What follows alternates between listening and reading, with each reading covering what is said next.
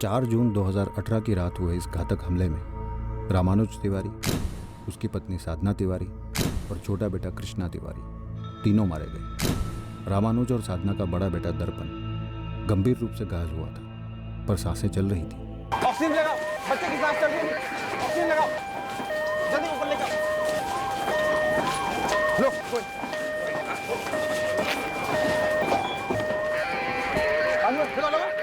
जल्दी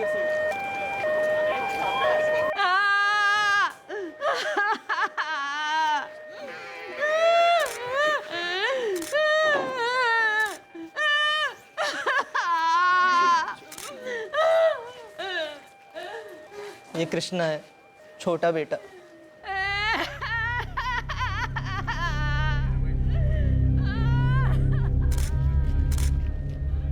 ये हमारी साधना भाभी और ये रामानुज भैया।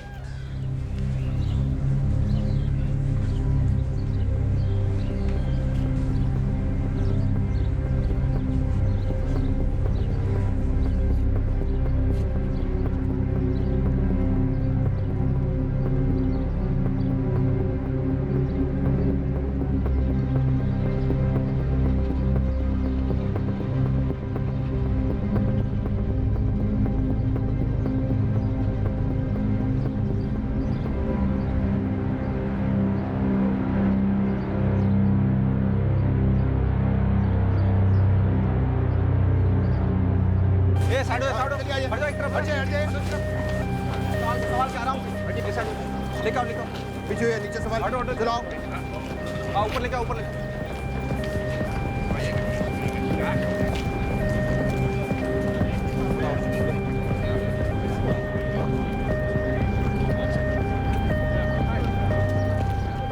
रामानुज का किराने का दुकान था साहब।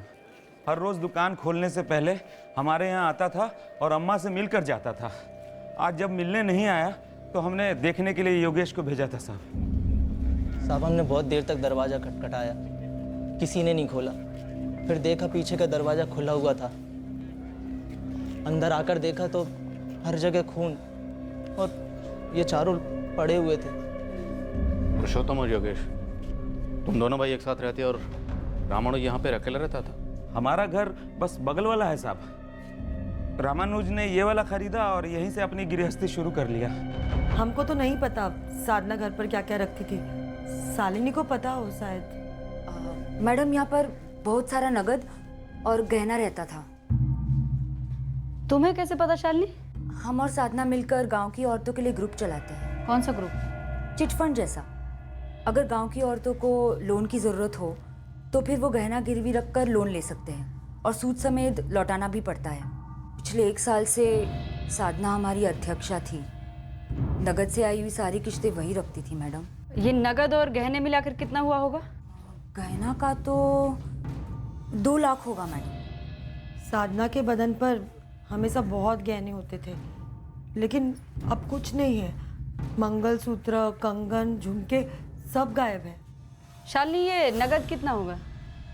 हमारा ग्रुप का तो कुछ मिलाकर 3 लाख होगा और उसका खुद का कितना वो हम नहीं बता सकते।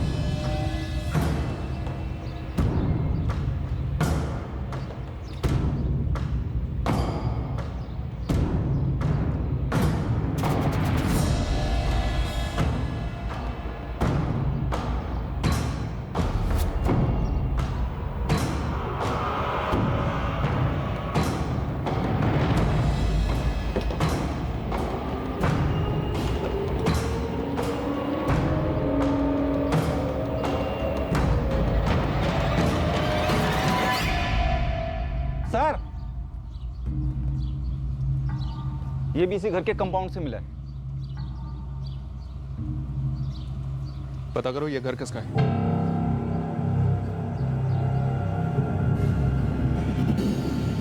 सर, ये इनका घर है। क्या काम चल रहा है घर में? बढ़ई का काम चल रहा है। कुछ कुर्सियां हैं, मेज है और एक अलमीरा। ये हथौड़ा और ये कटर आपके मिस्त्री का है? पता नहीं साहब, उसी से पूछना पड़ेगा। रामानुज तिवारी, उसकी पत्नी साधना और उसके छोटे बेटे कृष्णा, इन तीनों के मर्डर के मुख्य संदिग्ध हमारे सामने थे। रामानुज का बड़ा भाई पुरुषोत्तम और छोटा भाई योगेश। 4 जून 2018 की रात को हुए स्टेपल मर्डर केस का क्या 2 साल पहले हुए Juhi Dahiya rape and murder case से कोई ताल्लुक था? यह हमें उस वक्त तो नहीं पता था, पर ताल्लुक था जरूर, और वो भी काफी गहरा। तुम्हारे फिंगरप्रिंट चाहिए कुंदन। हम नहीं देंगे। हम कोई चॉइस नहीं दे रहे तुम्हें, कोर्ट के ऑर्डर्स हैं। आप लोग हमारे फिंगरप्रिंट्स लेके जूही के सारे घर में छाप देंगे और हमारे खिलाफ झूठे सबूत इकट्ठा करेंगे। तुम्हें प्रिंट तो देने ही होंगे कुंदन, और अगर नहीं दिए तो हम उंगलियां तोड़कर भी प्रिंट निकलवा लेंगे। आपको जो करना है कर लीजिए, हम अपने फिंगरप्रिंट्स नहीं देंगे।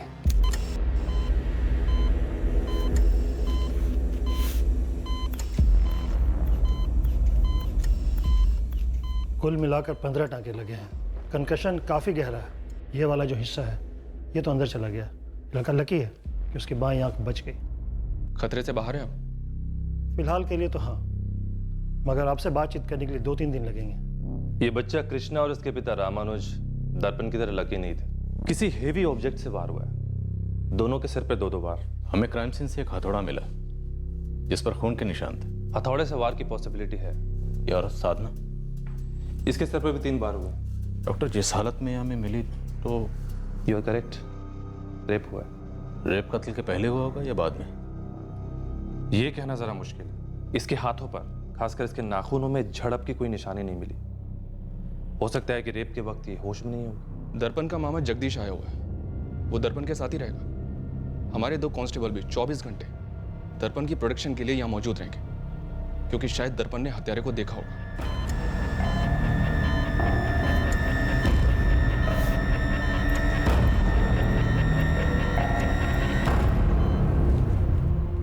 बंसीलाल, तेरे ही है ना ये? जी हाँ, वो पुरुषोत्तम भाई के घर पे काम चल रहा है ना, तो काम करने के बाद औजार वहीं पर छोड़ देते हैं।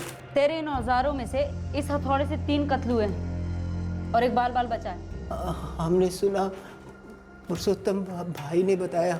और क्या क्या बताया पुरुषोत्तम भाई ने? कितने पैसे दिए इस काम के? मैडम, हमने कुछ भी नहीं किया। देख, रोना धोना नहीं, हाँ?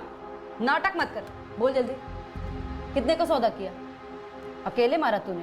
हम सच कह रहे हैं मैडम, हमने कुछ भी नहीं किया। हमें तो कुछ पता भी नहीं है इस बारे में। रामानुज हमारा छोटा भाई था और हमारे बड़े भैया थे। हथौड़ा मेरे घर के पीछे मिला है तो सब कुछ आप हम पर ही थोप देंगे क्या? हमारे भी तो 2 छोटे छोटे बच्चे हैं, दर्पण और कृष्णा के जैसे। हम सब एक ही परिवार से हैं साहब। सिर्फ हथौड़ा नहीं मिला, कटर भी मिला, जिससे शायद दरवाजे की कुंडी काटी गई हो। तो कहना क्या चाहते हैं? 2 हफ्ते से घर में कारपेंटरी का काम चल रहा है, उसी का औजार रहा होगा, और खुद के भाई और उसके परिवार को खत्म कर दें, ऐसे वैशी नहीं है हम लोग। और उतने बेवकूफ़ भी नहीं कि अपने घर पर पड़े औजारों को इस्तेमाल करें और उन्हें छुपाने के बजाय अपने ही घर के पीछे फेंक दें। औजारों के साथ साथ बंसीलाल का भी इस्तेमाल किया होगा तुम लोगों ने। कितने पैसे दिए उसको? कुछ भी नहीं पता है। बंसी, ये रोने धोने काम पर कोई असर नहीं होगा। जल्दी बोल सब कुछ। हम सच कह रहे हैं, हमें कुछ भी नहीं पता है मैडम। तो रात भर कहाँ था दिवाकर? सच सच बता, कहाँ था? प्रशांत के घर थे भैया, पी रहे थे हम। तो पूरा रात वहां था? सच बोल रहा है? झूठ क्यों बोलेंगे भैया, वहीं सो गए थे। जब सुबह वापस आए तो पता चला इस कांड का।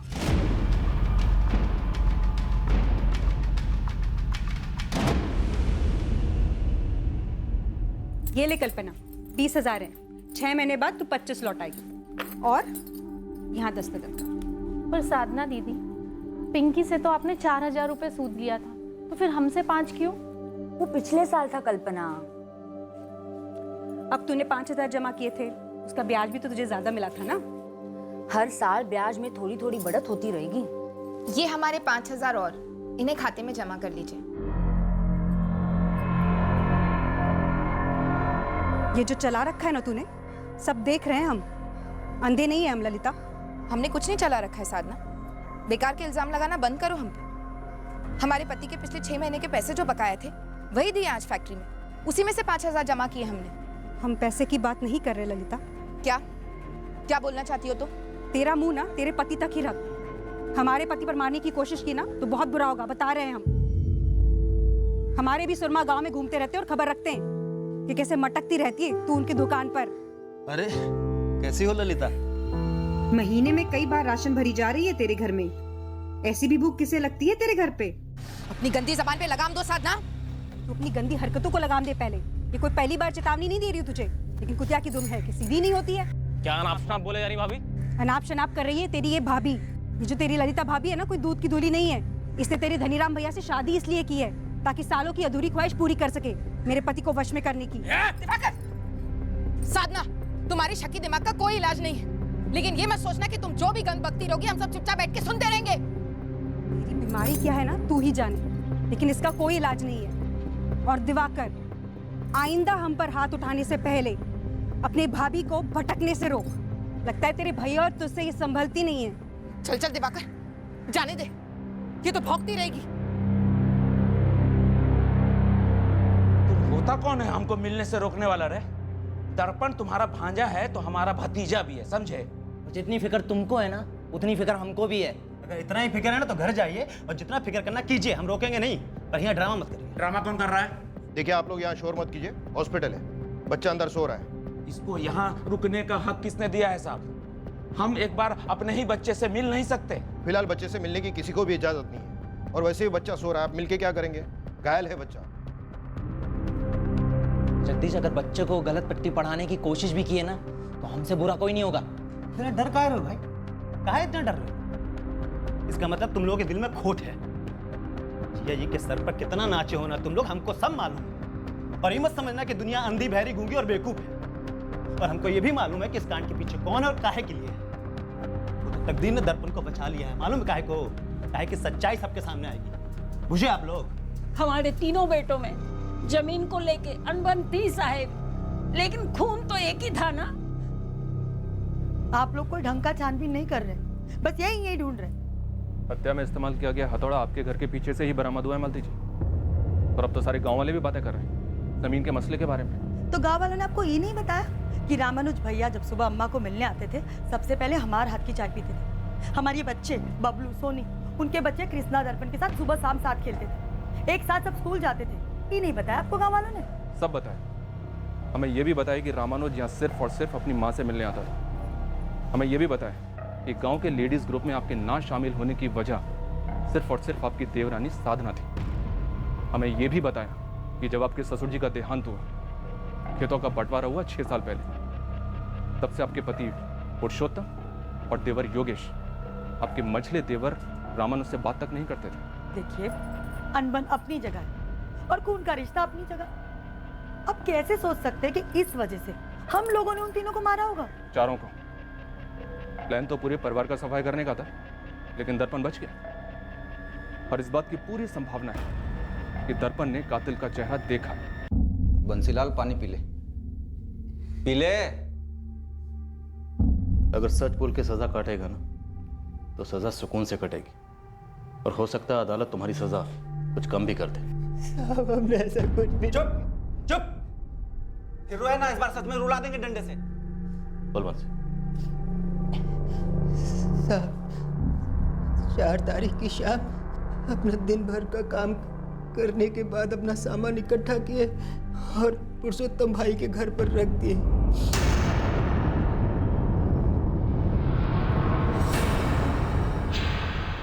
और फिर हम तो अपने घर चले गए थे साहब। हमें तो सुबह में पता चला कि वहां पर ये खून। आखिरी मौका दे रहा हूँ, बोल, पुरुषोत्तम और योगेश ने तुम्हें इस काम के लिए कितने पैसे दिए? साहब, हम तो 1500 रुपए में काम करते हैं साहब, ये हमारी मजदूरी है वहां पर। तुम महज 1500 के लिए तुमने 3 लाशें बिछा दी, बलात्कार की? नहीं नहीं साहब, हमने किसी के साथ कुछ भी नहीं किया। हमने बच्चों की सौगंध खाकर गए थे, हमने कुछ भी नहीं किया। भैया, साधना भाभी के साथ बहुत गलत काम किया गया है। कहीं ये लोग दर्पण से कुछ जबरदस्ती बुलवा न ले। क्या आपको लगता है कि दर्पण आपका या मेरा नाम लेगा?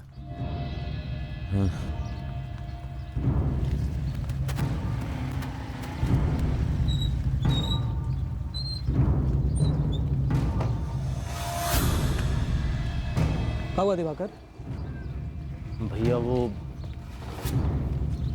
दर्पण, उसने हमें 2-4 बार अपनी माँ के साथ झगड़ते हुए देखा था। और तुमको डर है कि वो तुम्हारा नाम लेगा? क्या तुमने सच में सब कुछ किया है साधना से बदला लेने के लिए?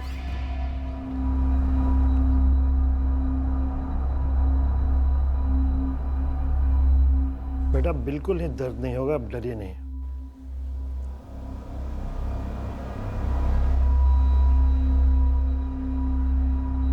पापा मम्मी कहाँ है?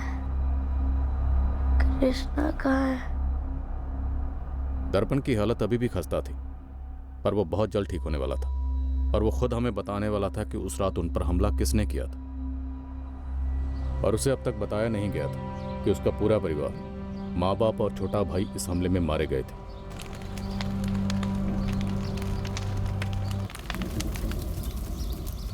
कुछ लोग डरे हुए थे कि दर्पण कहीं उनका नाम न ले ले।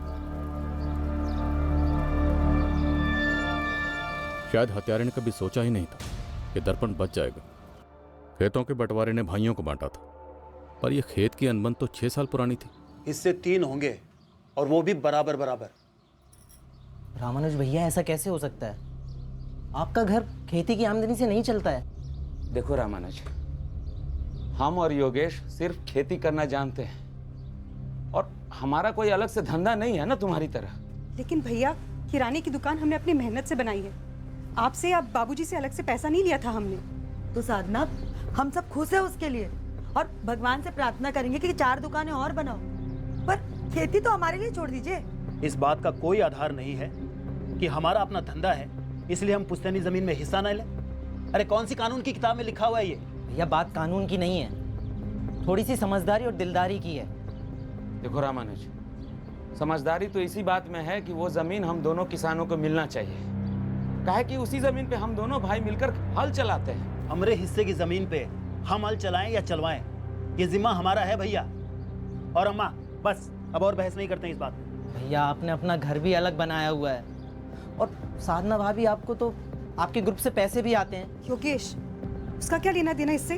अम्मा, तुम चुप ही रहोगी कि कुछ बोलोगी भी? अरे हमारा तो ये कहना है, बंटवारा काहे करत हो? तीनों भाई मिलके खेती बाड़ी करो और जो आमदनी होवे उसको बांट लो। तो वही तो हम कह रहे हैं, जमीन के 3 हिस्से कर लेते हैं, सब अपना अपना हिस्सा संभालें बस। ये पहले हमारे घर को अलग किया, अब खेत का बंटवारा करवा रहा है, मतलब पूरे परिवार को तोड़ रहा है ये। देखो अम्मा, ये पुरुषोत्तम भैया और ये योगेश, ये दोनों मिलके हमें ठग रहे हैं। ए, ठग रहे हैं हम तुमको? ठग रहे हैं? अरे तो सच्ची तो कह रहे हैं भैया, हमारा हिस्सा हमसे छीना जा रहा है तो इसे ठगना नहीं तो और क्या कहेंगे? देखो अम्मा, बात सुनो हमारी, पुश्तैनी जमीन है, किसी का पर्सनल जागीर नहीं है, सबका बराबर बराबर हिस्सा होगा।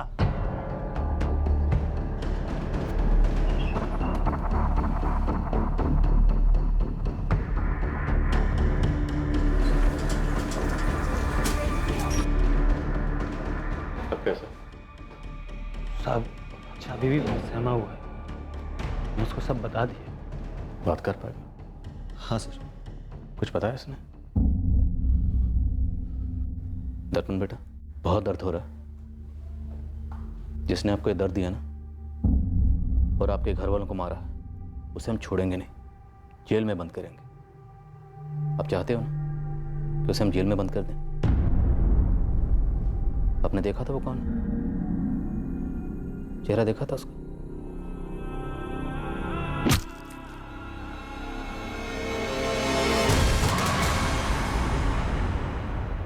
आपने देखा था वो कौन था? कौन था? कौन?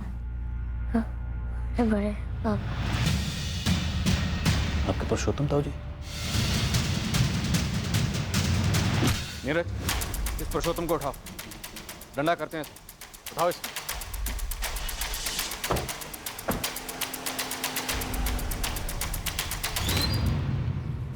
आराम से ब्रेक नहीं मार सकते हो जी? अरे भैया, आराम से ही तो ब्रेक मारी है। बैठते वक्त बोले थे ना संभाल के चलाने के लिए। जनानी पेट से ना है। अरे भैया, कितना तो आराम आराम से लेकर आए हैं हम आपको। हम आराम से लाए।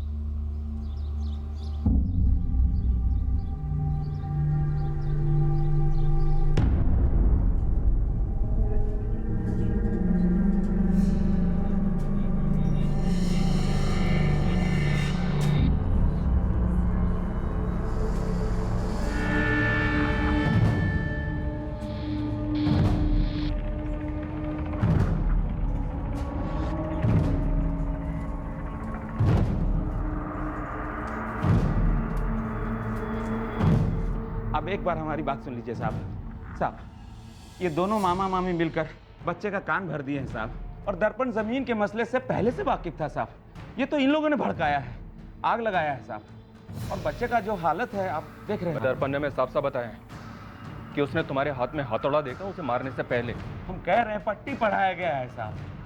हम अपने भाई को, खुद के भाई को मारेंगे और उसके बीवी बच्चे को भी मारेंगे। गलत फहमी है साहब आपको। सर हम अपनी मंगेतर को मारेंगे, अपनी मंगेतर को जिसे हम जान से ज्यादा प्यार करते थे। सर हम शादी करने वाले थे, हम साथ में रहने वाले थे। सर हम जूही को क्यों मारेंगे सर?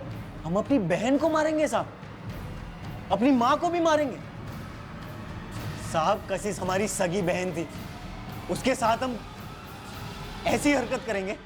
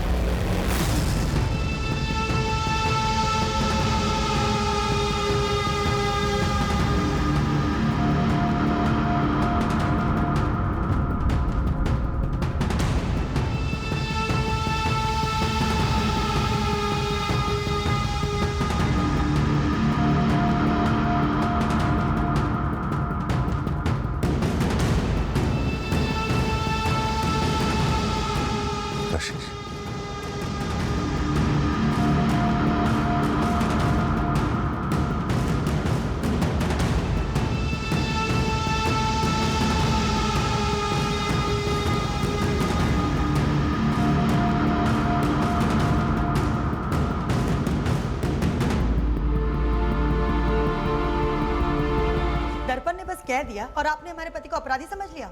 अरे 4 जून की रात को तो पुरुषोत्तम भैया कहीं निकले ही नहीं, वो तो घर पर सोए हुए थे। वो घर पर ही थे।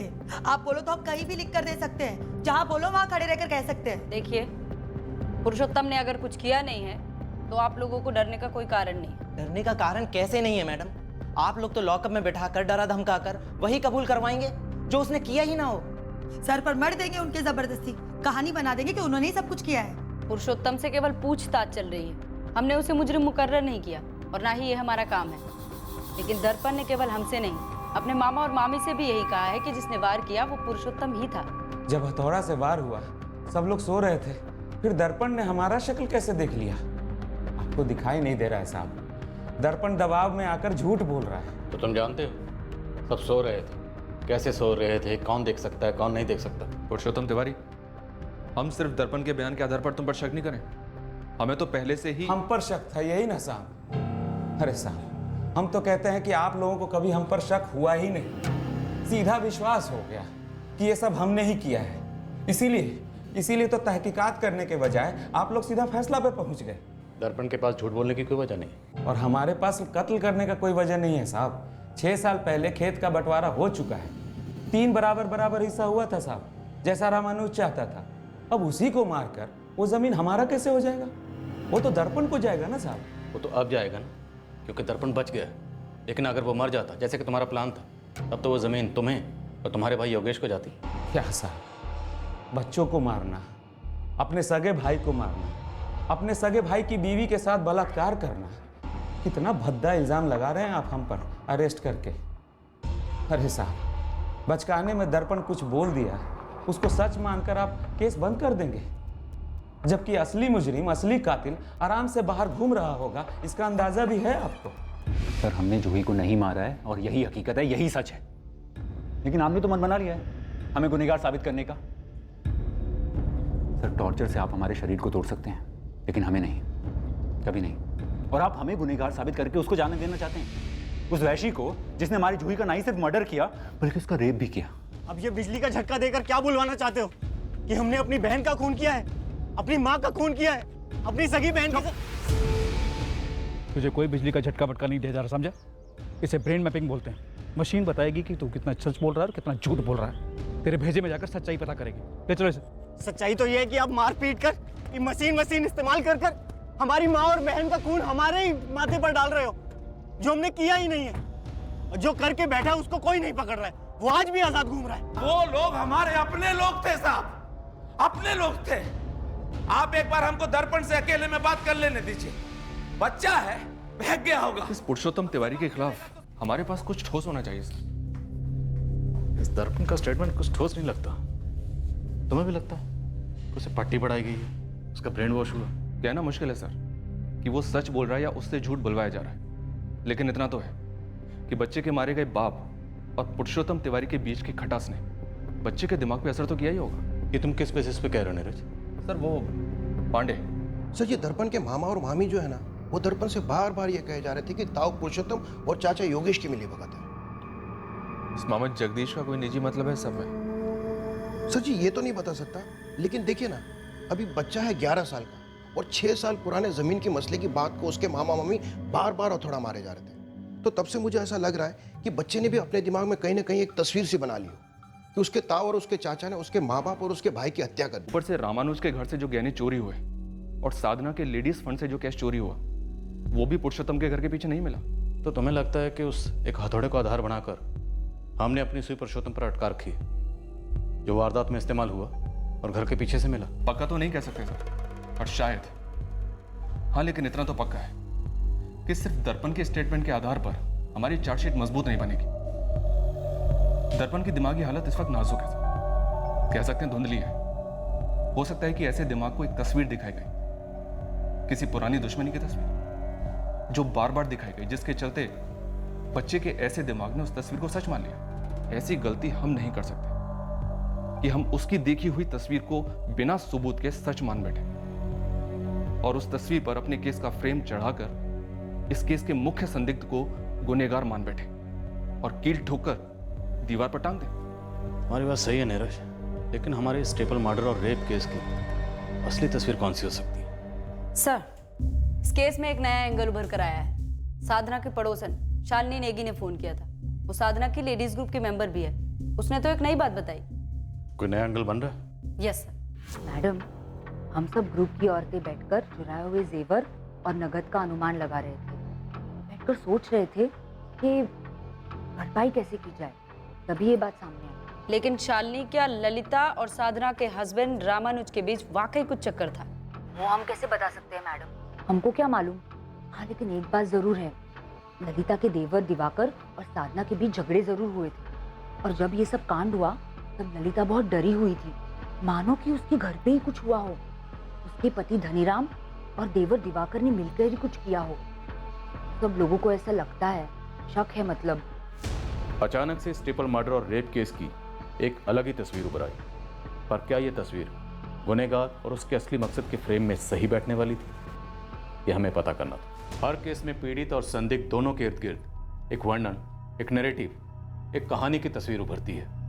कुछ तस्वीरें इतनी साफ नजर आती हैं कि संदिग्ध जाहिर तौर पर गुनहगार मालूम होता है, पर जब एक से ज्यादा तस्वीरें बनने लगती तब यह सवाल उठता है कि इनमें से कौन सी तस्वीर गुनहगार और उसके मकसद के फ्रेम में फिट बैठती है। हम भी मानते हैं कि हमारी पत्नी ललिता और रामानुज के बीच करीब का रिश्ता था और इसी को लेकर ललिता और साधना के बीच अनबन थी। उस समय तक हमको भी इस बात का डर था कि कहीं हमारा छोटा भाई दिवाकर ने गुस्से में कुछ कर तो नहीं दिया। क्या क्या?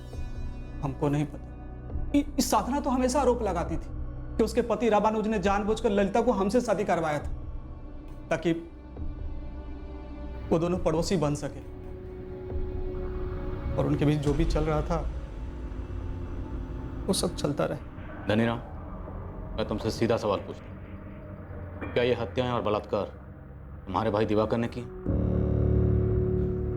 तू अपने दोस्त प्रशांत के साथ पीने बैठा था? जी सर। और वहां से तू अपने घर के लिए कब निकला? रात 1 बजे तक पी रहे थे सर, फिर सो गए और सुबह उठकर दिवाकर अपने घर चला गया कुछ 7:30 बजे के आसपास। और कौन कौन है तेरे घर में? कोई नहीं है साहब, मैं अकेला ही रहता हूँ। हो सकता है तेरे सोने के बाद दिवाकर उठकर कांड कराया हो, तुझे तो पता नहीं चलता ना? वो साहब पता चलता या नहीं चलता प्रशांत? नहीं पता चलता साहब। हमें गुस्सा बहुत था साधना भाभी पर। वो हमारी ललिता भाभी के बारे में बहुत फालतू बोलती थी और हमारे भैया वो कभी कुछ नहीं बोलते थे। प्रशांत के साथ पीने के बाद तू रात को रामानुज के घर गया कत्ल के इरादे से। तुझे क्या मालूम था पहले से कि हथौड़ा तुझे पुरुषोत्तम के घर से मिलेगा, या हथौड़ा इत्तेफाकन तुझे वहां मिल गया?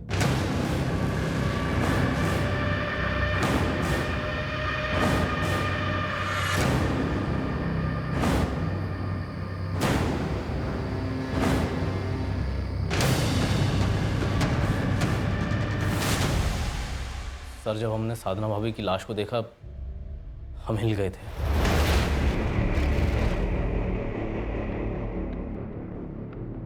हमें बहुत गुस्सा था उन्हें। हम उन्हें सबक भी सिखाना चाहते थे। बहुत भयंकर ख्याल आते थे मन में कि कुछ करें, लेकिन सर जब उन्हें इस हालत में देखा और जब मालूम चला कि उनके साथ क्या हुआ था,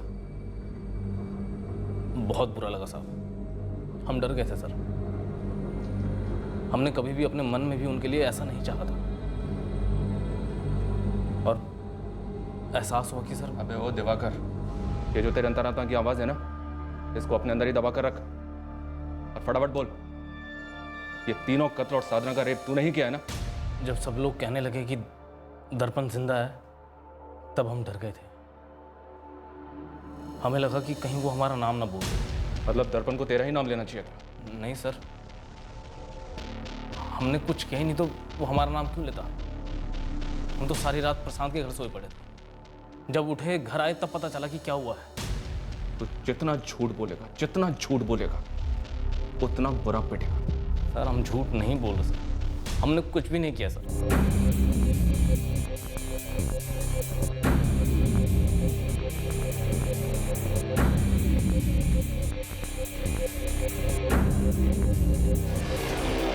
कैश और जेवर कहाँ रखे हैं? जेवर तो बेच दिए होंगे अब तक। पहले तो सिर्फ हमारे लेडीज ग्रुप में ही अफवाह थी कि हम ही ने सब करवाया है। अब आप भी अफवाहों को सच मानने लग गए। बात को घुमा मत। तुझे पहले दिन से पता है कि ये काम तेरे देवर दिवाकर का है। पता नहीं था, बस डर था, जैसे हमारे पति को भी था मैडम। हम साफ कह रहे हैं, दिवाकर ऐसा कर ही नहीं सकता, और ऐसा करने का कोई कारण भी नहीं था। क्यों? अफेयर नहीं था तेरा रामानुज के साथ? सिर्फ धुआं था मैडम, कोई आग नहीं थी। बिना धुएं के भी आग होती है ललिता, जब रिश्ते छुपके निभाए जाते हैं। हमने कुछ नहीं छुपाया मैडम, हम झूठ नहीं बोल रहे। हाँ, हम रामानुज को पहले से पसंद करते थे, उसकी और हमारी शादी होने के काफी पहले से, लेकिन उसने आगे होकर कभी इस बात का इजहार नहीं किया। हम भी चुप रहे। बस फिर किस्मत ने हमें एक बार फिर से यहाँ मिला दिया। ये जो किस्मत का नाम ले रही हो, वो साजिश थी क्या? रामानुज ही लाया था ना तुम्हारे लिए रिश्ता धनीराम का? हाँ मैडम, लेकिन उसका कोई छुपा हुआ मकसद नहीं था। वो तो हम ही खुश हो गए थे कि रामानुज के पड़ोस में रहेंगे, उसे रोज देख सकेंगे, उससे बात कर सकेंगे। हम कसम खा के कहते हैं मैडम, हमारे बीच कोई नाजायज छुपाने जैसा रिश्ता नहीं था। पर साधना को ये बात कभी समझ ही नहीं आती कि बिना आग का धुआं ही था मैडम। हम फिर कह रहे हैं, दिवाकर ऐसा कभी नहीं कर सकता।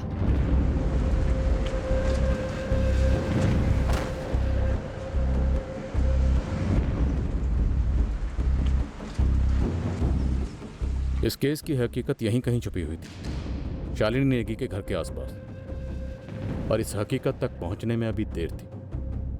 दिवाकर के खिलाफ हमें ऐसा कुछ भी नहीं मिला जो उस एंगल को आगे बढ़ाता। ठीक उसी तरह पुरुषोत्तम के खिलाफ भी हमारे हाथ कुछ नहीं आया।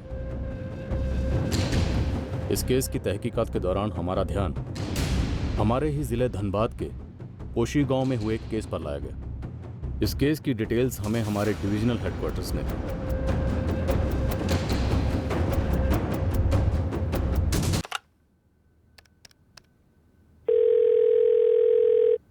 जैन, अरविंद, तुम्हारे कैरीगंज केस का क्या स्टेटस है? सर ट्रिपल मर्डर और रेप केस। हाँ, वही तिवारी फैमिली। सर 2 संदिग्ध हैं। पहला है विक्टिम रामानुज का बड़ा भाई पुरुषोत्तम और दूसरा उसका पड़ोसी दिवाकर।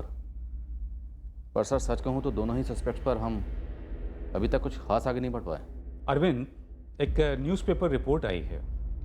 हेडलाइन है, क्या कैरीगंज कांड की case file Koshigaon double murder case की तरह धूल चाटेगी? Sir Koshigaon double murder case? हाँ, 2017 का केस है। एक जवान लड़की और उसकी मां को उनके घर के अंदर कत्ल कर दिया गया था।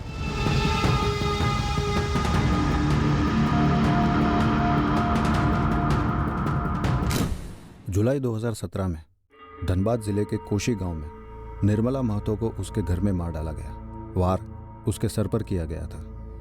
साथ ही उसकी बेटी कशिश महतो को मारा गया और उसका बलात्कार भी किया गया।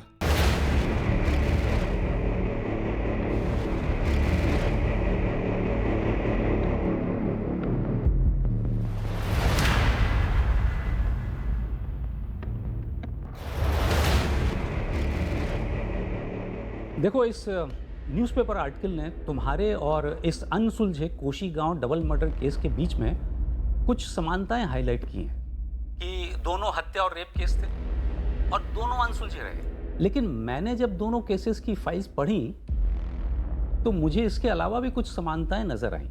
जैसे कि सर? निर्मला और कशिश दोनों फावड़े से मारे गए और ये फावड़ा उनके घर के अंदर ही था।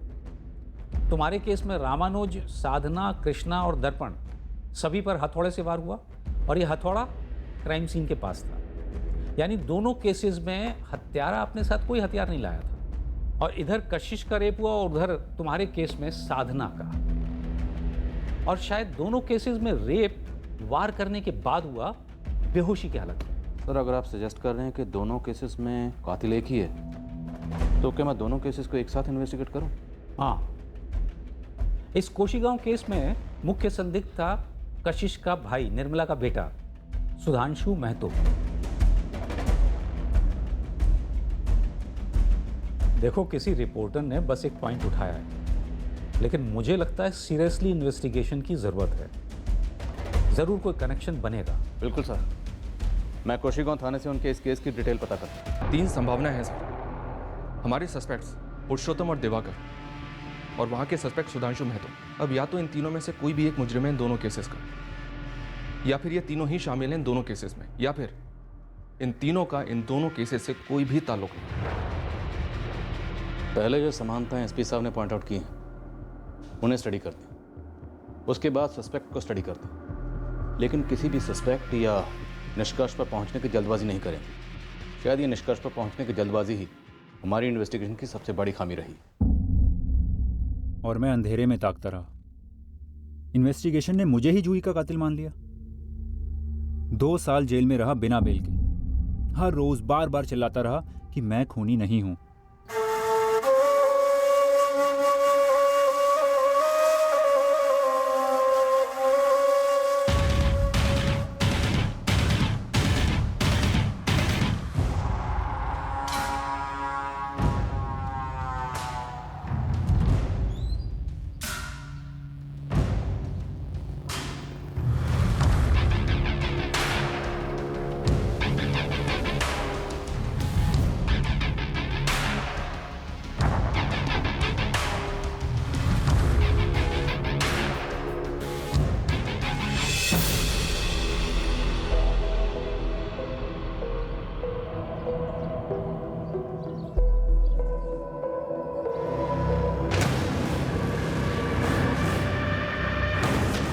हर क्राइम सीन से कुछ चीज़ें जाहिर तौर पर उभरती हैं। पीड़ित के इर्द गिर्द की हकीकत से एक तस्वीर बनती है, जिससे जुर्म के मकसद का अंदाज़ा लगाया जाता है। फिर संदिग्धों की एक लिस्ट तैयार की जाती है। इस लिस्ट में उस संदिग्ध का नाम सबसे ऊपर रखा जाता है जिसके खिलाफ ठोस सबूत मिलते हैं। पर कभी कभी क्राइम सीन से बनने वाली महज एक तस्वीर ठोस सबूतों पर हावी हो जाती। फिर मीडिया, समाज और दूसरे कई कोनों से कई आवाज़ें गूंजने लगती, जो उस एक तस्वीर को, उस एक संभावना को हकीकत का रंग देने में जुट जाती हैं। इन मल्टीपल मर्डर केसेस की श्रृंखला में हम पूरी तरह चौंक गए जब ये पता चला कि इन केसेस में कातिल कौन है और उसका मकसद क्या था। हम उस कातिल तक कैसे पहुंचे, ये हम कल के एपिसोड में आपके सामने पेश करेंगे। इस केस के शेष भाग में क्राइम पेट्रोल सतर्क। जय हिंद।